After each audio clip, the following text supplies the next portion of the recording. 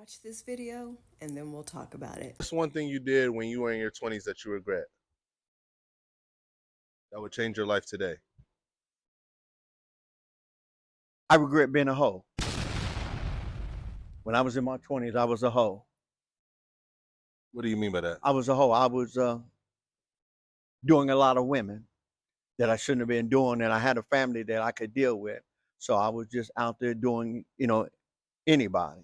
Not like that, but I was just picking and choosing what I wanted and who I wanted because I had a little reputation here in Springfield, and that got me a lot of things, and especially a lot of women. And I regret using them, and regret using who I was. I do not feel sorry for any men who get into their old age and feel this way. The only reason that they feel this way at this age is because they are faced with their own mortality. They're starting to or have been having health issues, and they have no one to help them. They've screwed over their families, so they have no one to call and check up on them and to remind them of their appointments. And that is the only reason why they feel this way. Men at that particular age tend to rush into marriage with women because they need someone to take care of them. Their health is declining fast. I do not recommend marrying someone with one foot in the grave unless there is an ironclad prenup in place and you are going to be financially good. And unless you have an amazing insurance policy. But your average, everyday village idiot, I would never do that. So unless you are financially smart, you will be taken advantage of. You are going to inherit their debt.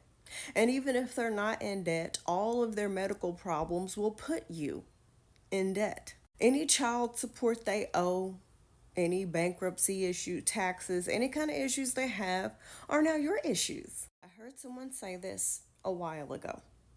Men that age are just looking for someone to take care of them, whether it be financially, physically, or both. I also don't feel bad for these men because they have been given numerous chances to act right. Don't get me wrong, there are women out there who are not good at all. I get that. But more times than not, there are women out there who are really good women, who are traditional, who want to settle down, they want the home, they want the kids. Those types of women are out there. I got kids, but I ain't wanting to do nothing traditional. But there are tons of women out there. They have no shortage of opportunity to sit their ass down somewhere and do right by somebody. But instead, they opt out of that and choose to, and find out. And then they find out and they come crashing down to the pavement.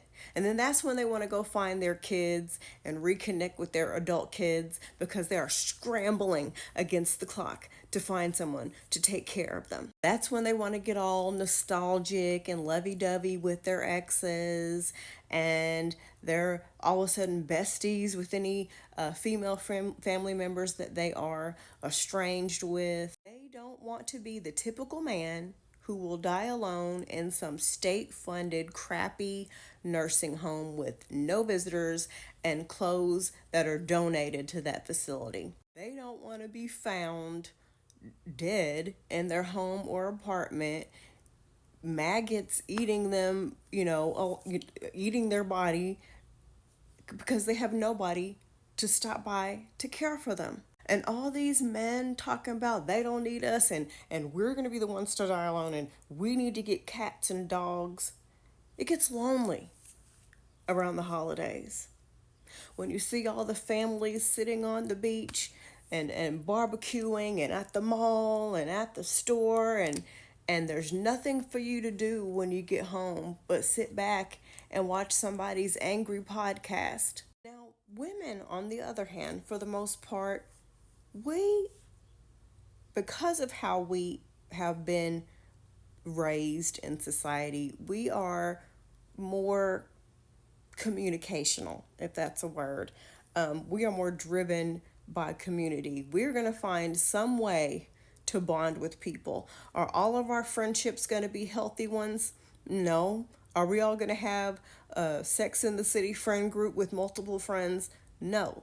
But for most women, for the average women, we're going to form bonds with people. Somebody's going to care for us, care about us at the end of the day, whether it be children, siblings, cousins, friends, coworkers that you've gotten close with, neighbors that you've gotten close with. Somebody's going to be there. Yes, I know that there's an exception to the rule, Regina. There are women who unfortunately are going to have the fate where they die and nobody's going to know. There was a woman in the news years ago who, because she had her bills on auto pay, it was months before her body was discovered. I understand there's always going to be an exception to the rule, but I need you to stay focused. For the most part, women will always have a connection with someone. It might not always be romantic love, but there more than likely will be someone. Even if we end up in a nursing home, we're probably going to make friends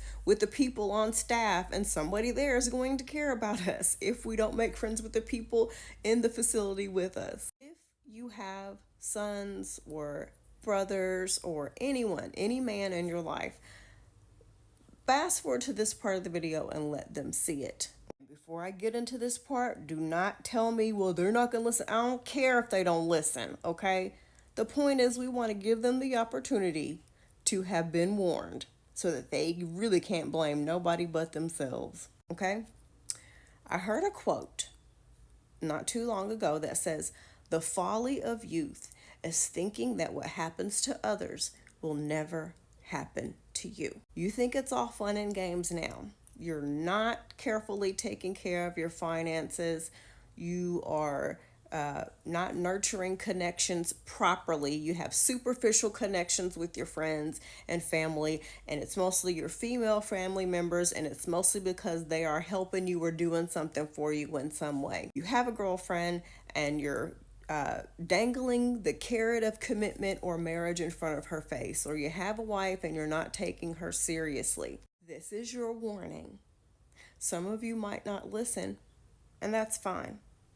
But when you are old and gray and you are faced with the fact that you will not, in fact, live forever and you're not going to be this spring chicken forever, you're going to think about all the people in your life that you played and took advantage of and didn't treat right. And you're going to reach out to them. And most of them are not going to want to have anything to do with you. Some, you might get lucky and they take care of you out of pity. But they're going to let you know that. Do right now.